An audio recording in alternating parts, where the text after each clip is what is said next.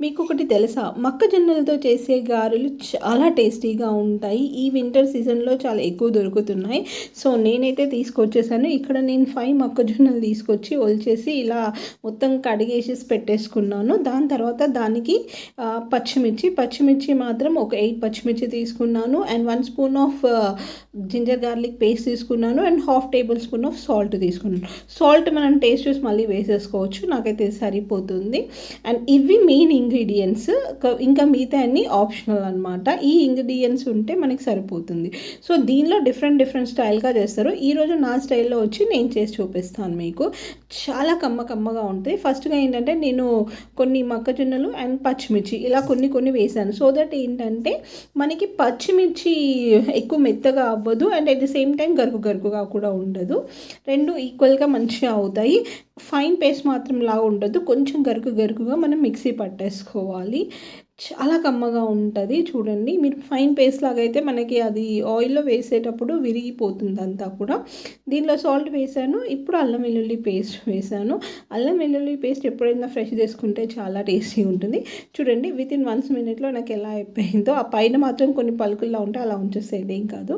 చూడండి, ఇలా రావాలి. కొంచెం గరుకుగా రావాలన్నమాట. ఇలా ఉంటే టేస్ట్ బాగుంటుంది.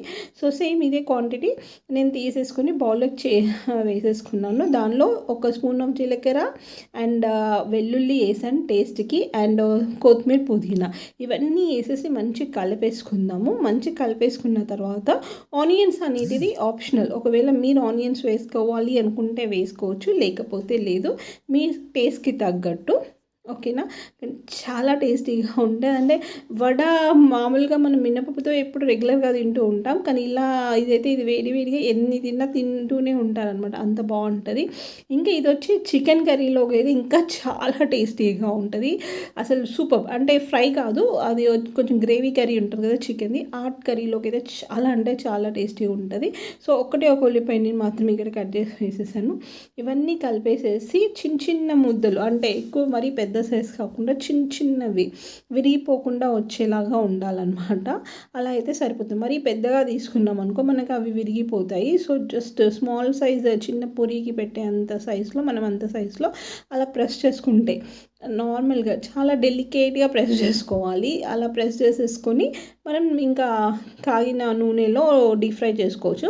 డీప్ ఫ్రైకి కూడా ఎక్కువ ఆయిల్ వేసేసి ఎక్కువ వేసే అవసరం ఏమి ఉండదు. జస్ట్ మనకి కొంచెం, ఎందుకంటే ఆయిల్ మళ్ళీ రీయూజ్ చేస్తే హెల్త్ ఇష్యూస్ వస్తాయి. సో ఆ రీయూజ్ కంటే ఇలా కొంచెం ఆయిల్ వేసేసుకొని కొన్ని వేసుకున్న ఒక ఎక్స్ట్రా అవుతుంది.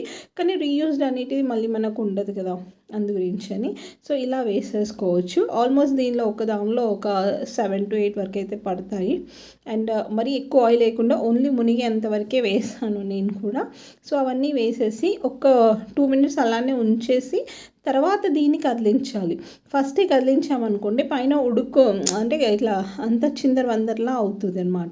సో అందు గురించి అని ఒక 2 minutes తర్వాత మనం చూసామనుకోండి కింద ఫ్రై అయిపోతాయి. తర్వాత చూడండి మళ్ళీ అప్పుడు ఫ్లిప్ చేసేసుకోవచ్చు మనం. చాలా టేస్టీగా ఉంటుంది అన్నమాట. ఈరోజు పొడుపు కథ. ఒక పెద్ద చెట్టుని నరకడానికి ఒక కట్టెల కత్తి ఉంది, కానీ కత్తి దుమ్ము పడి ఉందన్నమాట. దాన్ని ఎలా వాడాలి చెప్పండి చూద్దాం. Easy answer.